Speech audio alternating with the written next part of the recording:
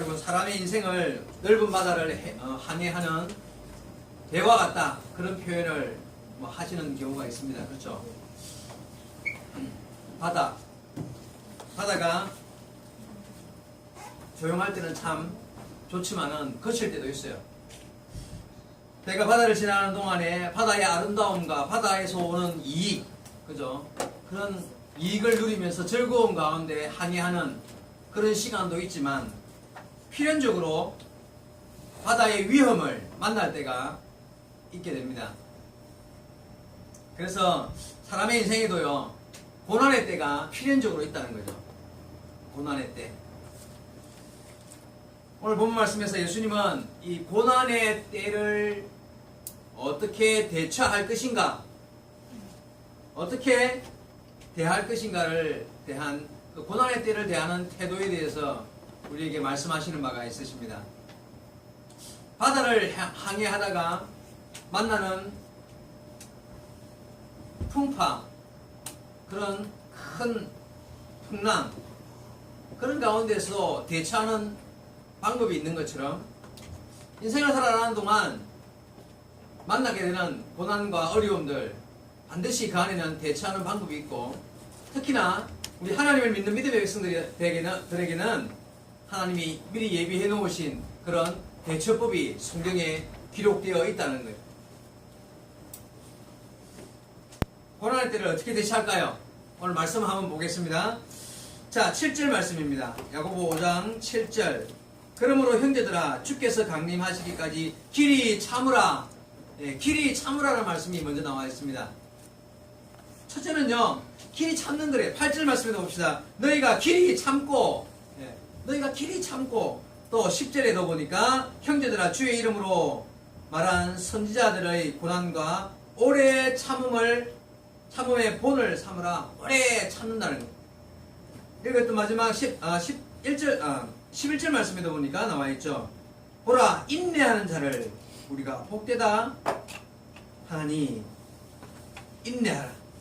여기 보니까 결국 이 말씀들을 요약하면, 풍랑을 만나고 인생의 환난을 당하는, 고난의 때를 당하는 성도에게 첫 번째 요구되는 태도, 고난을 만나는 자의 태도는요, 첫째는 길이 참고 인내하라는 거예요. 고난은 하나님께서 처음부터 우리에게 잘 참으라고 주시는 어떤 선물입니다. 고난이 있습니다. 필연적으로, 그죠? 그 필연적일 수밖에 없는 고난이 우리에게 왜 주어졌는가? 참으라는 거예요. 참을성을 길러라는 거예요. 왜요? 참을성을 길러서 제대로 된 인생을 살아가기에, 살아갈 수 있도록, 제대로 된 인생을 살아가려면 일단은 길이 참을 줄 알고 참을 수 있는 사람이 되어야 한다는 것입니다. 그래서 이런 시험을 통해서 고난을 참을 수 있도록 하나님은 우리에게 고난을 허락하신다는 것입니다. 그래서 성도가 고난을 당할 때에 제일 해야 될 첫 번째 태도는 길이 참고 인내하는 것입니다. 바다를 지나가다가 풍랑을 만난 배가 있습니다. 그 배는 언제까지 참아야 될까요? 어떤 풍랑을 이르더라도 소망의 항구에 달할 때까지, 그렇게 목적지 항구에 이를 때까지 그 바다에서 만나는 모든 풍랑과 어려움들을 참고 인내하면서 이기고 나가야 되는 거예요. 다른 방법이 있습니까? 항구에 들어가기 전까지는 어쨌든 간에 물 위에 떠 있는 동안에는, 내 발이 배에 있는 동안에는 그 풍랑을 이기고 참고 나가야 하는 것입니다. 농부가, 본문에 읽었듯이 농부가 땅에서 나는 귀한 열매를 바라면서 길이 참는 것처럼 참으라고 말씀하십니다. 구약의 많은 선지자들이 당하는 어려움과 그런 고통 속에서도 길이 주님을 소망하면서 참았던 것처럼 참으라고 본문 말씀에 기록하고 있습니다. 여러분, 왜 고난을 참아야 할까요? 그 안에 큰 이익이 있기 때문에.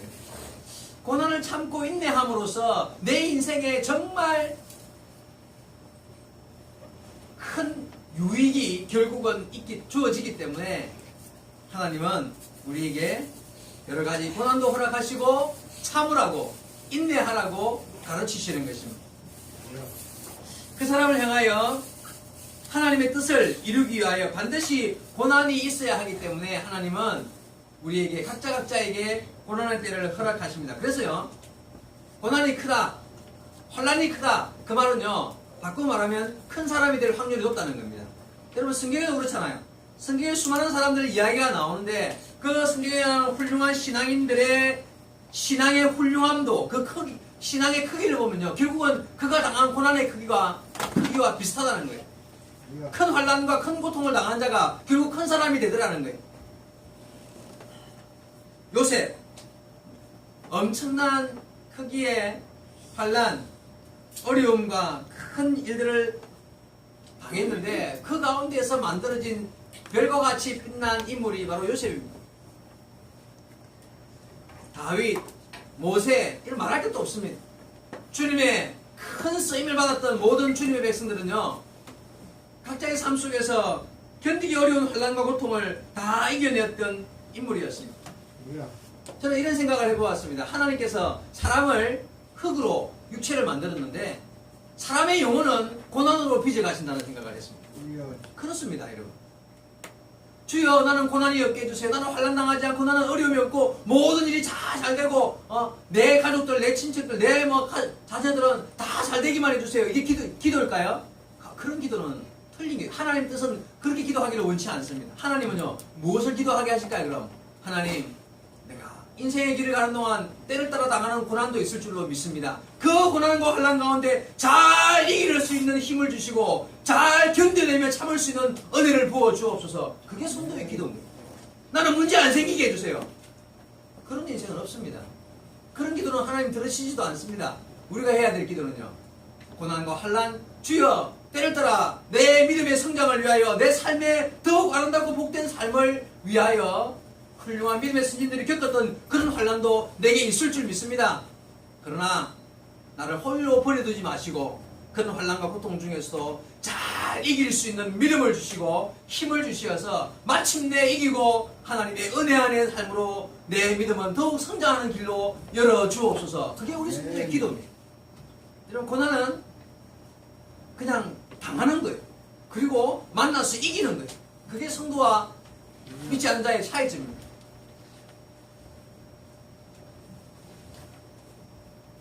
그래서 성도에게는 고난이 다가오면 때를 따라 기뻐하라 하는 말씀이 나오는 거예요. 아까 여러분 읽었던, 제가 처음 읽었던 성경 구절에 베드로전서 1장 6절 말씀인데 이런 말씀이 있습니다. 그러므로 너희가 이제 여러 가지 시험으로 말미암아 잠깐 근심하게 되지 않을 수 없으나 오히려 크게 기뻐하는도다.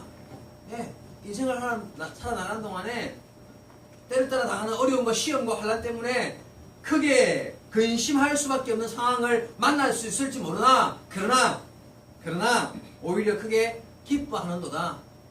그걸 통하여서 그 풍랑 인연하에서 내가 주님께로 더 빨리 갈 수 있는 길이 있기 때문에 그렇습니다. 여러분, 아까 배 이야기 했는데 그렇잖아요. 풍랑을 만나면 고통이 심할 수 있지만요, 그 풍랑 때문에 오히려 배가 더 빨리 가는 거예요. 휙 하고 그냥 흔들리고 어렵고 힘들지만 그 배가 그 목적지를 향하여 더 빨리 가는, 그래서 우리의 신앙도 때를 따라 환난과 어려움을 당하고 막 그냥 밤을 지새면서 힘들어하는 그런 시간을 만날 수도 있지만, 그러나 그걸 통하여 내가 주님께로 한 걸음 더 나가고 주님과 더 가까워지고 우리의 믿음이 더 강해질 수 있는 길이, 그게 하나님의 뜻이라는 거예요. 그래서 주님은 우리에게 고난의 때를 허락하신다는 거예요. 여러분, 쇠덩어리 이만한 걸 한 개를 그냥 놔두면 말 그대로 쇠덩어리예요. 근데 그거를 불에다가 팍 달고 가지고 끄집어내서 막 두들기 패고 때리고 또 찬물에 푹 담갔다가 다시 꺼내서 뜨겁게 달구고 또 매질을 하면요, 어떻게 돼요? 쇠가 더 강해지고 단단해지고 그리고 훌륭한 도구가 되는 거예요. 그죠?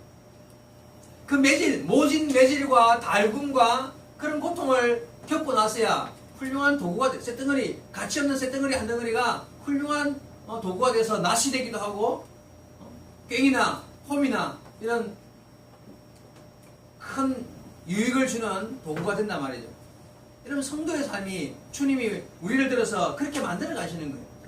처음에 예수 믿기 전에 처음에는 그냥 하나님 보시기에 쇳덩어리 한 덩어리처럼 그랬는데 우리가 믿음을 가지고 신앙생활을 하다 보면요 이런 일이 생기는 거예요.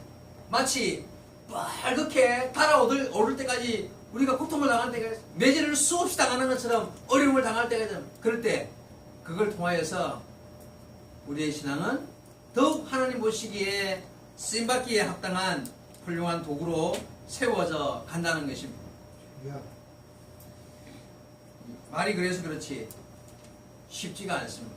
여러분 고난 중에 계신 성도들 혹시 이 시간에 이 자리에 계십니까?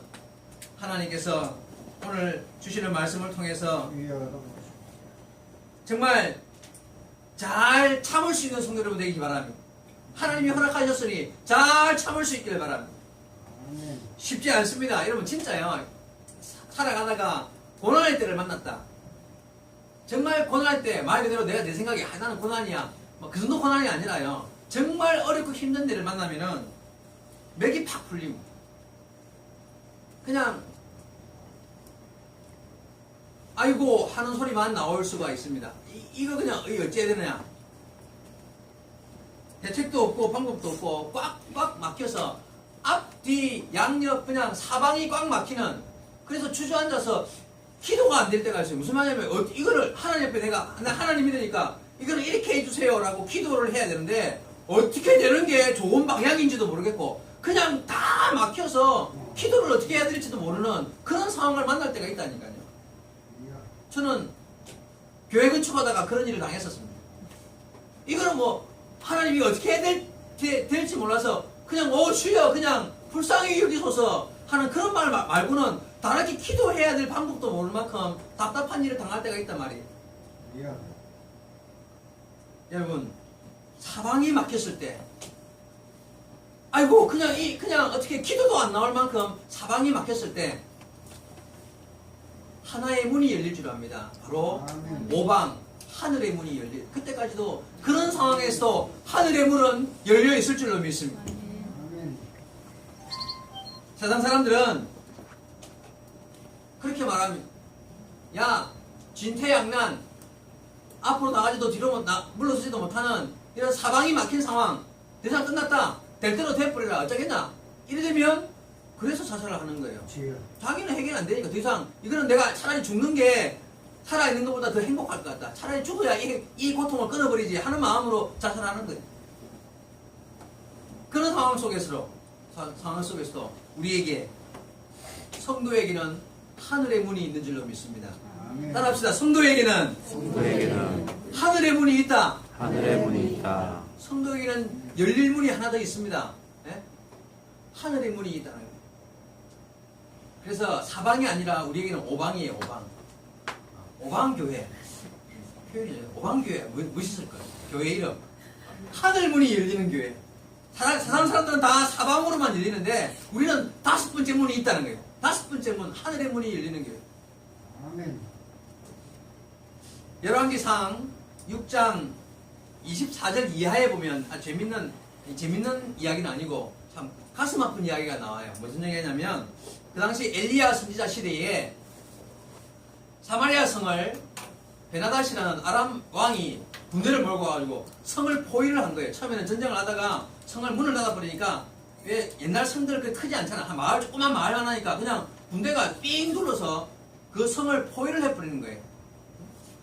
그러니까 진지를 놔두고는 그냥 거기를 계속 순찰을 하면서 그러니까 이 안에 성 안에 있는 사람들이 나올 수 있습니까 없습니까? 못 나오는 거예요. 그게 시간이 길어지면 성 안에 있는 사람들이 어떻게 돼요? 굶어 죽어요. 이 시간이 길어지면 성 안에서 밖으로 못 나오니까 굶어 죽는 거예요. 그렇게 하려고 그 베나닷이라는 그 아람 왕이 군대를 끌고 와가지고 사마리아 성을 둘러싸고 성 안이 굶주리게 되었습니다. 얼마나